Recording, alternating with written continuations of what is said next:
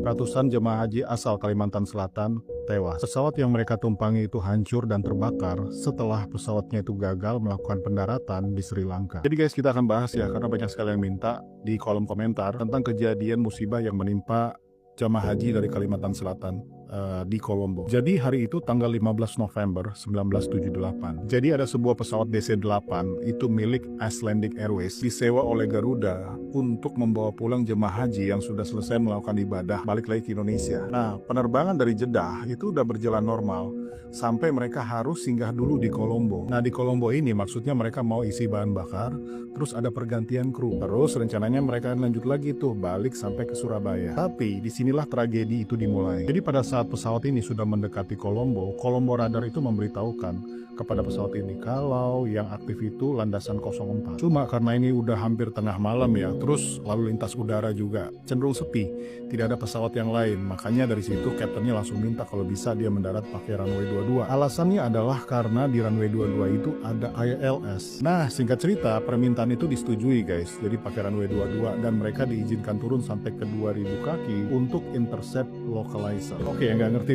localizer atau ILS, ini penjelasannya ya. Jadi ILS itu singkatan dari Instrument Landing System. Jadi kalau jarak pandang itu jelek banget, si pilot nggak bisa ngeliat landasan, pakailah ILS ini. Jadi dengan ILS ini memungkinkan si pilot itu untuk turun.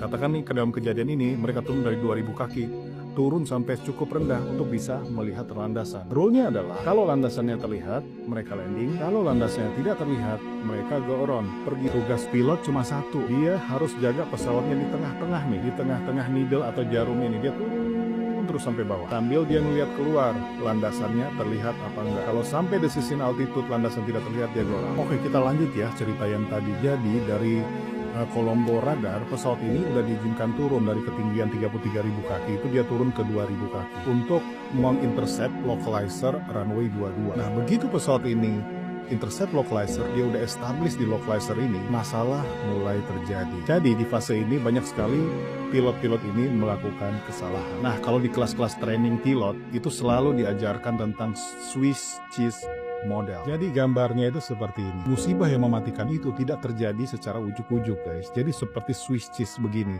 Jadi dia akan terjadi kesalahan pertama, tembus kesalahan kedua, kesalahan ketiga, kesalahan keempat, akhirnya terjadi musibah yang mematikan. Nah, seperti itu juga terjadi dengan pesawat ini.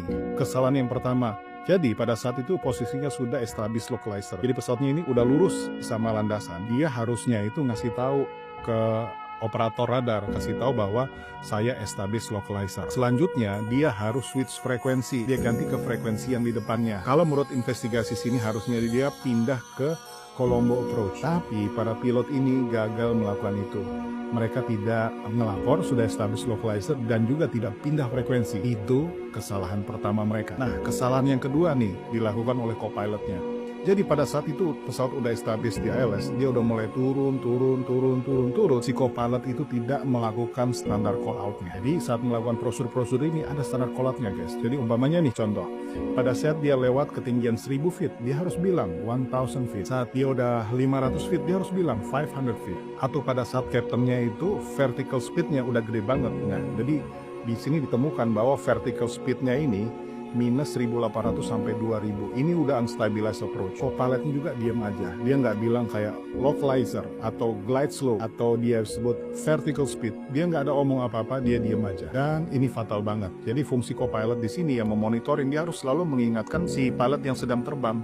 Kesalahan apa yang dia sudah lakukan, dia ingatin terus. Supaya apa? Supaya itu tadi model Swiss cheese-nya itu gitu loh. Jadi ini udah nembus nih layer pertama tadi, kesalahan pertama. Jadi kedua ini nembus lagi karena si co-pilot itu gagal melakukan ini. Dan inilah kesalahan ketiganya, si captain gagal mengambil keputusan pada saat pendaratan. Apa itu?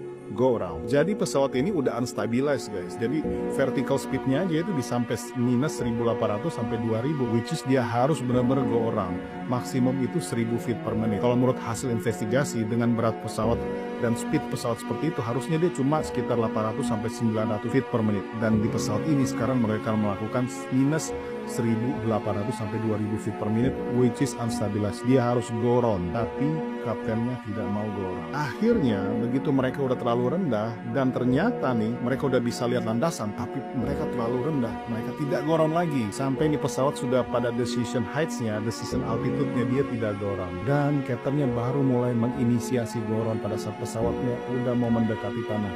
Dan itu sudah terlambat guys. Akhirnya dia menghantam pohon-pohon kelapa dan kebun-kebun karet. Pesawat itu jatuh kurang lebih 3 km dari ujung landasan. Jadi mereka datang terlalu rendah dan mendarat lebih awal dari ujung landasan 22. 175 penumpang dan 8 kru tewas. 74 penumpang dan 5 kru berhasil selamat. Hasil investigasi menyimpulkan bahwa tragedi ini karena pilot error. Seperti yang dijelaskan tadi itu, tragedi atau bencana mematikan itu tidak terjadi ujuk-ujuk. Itu pasti ada rentetan kejadiannya. 1, kesalahan 2, kesalahan 3, kesalahan 4, akhirnya terjadi bencana. Jadi guys, bagaimana menurut pendapat kalian?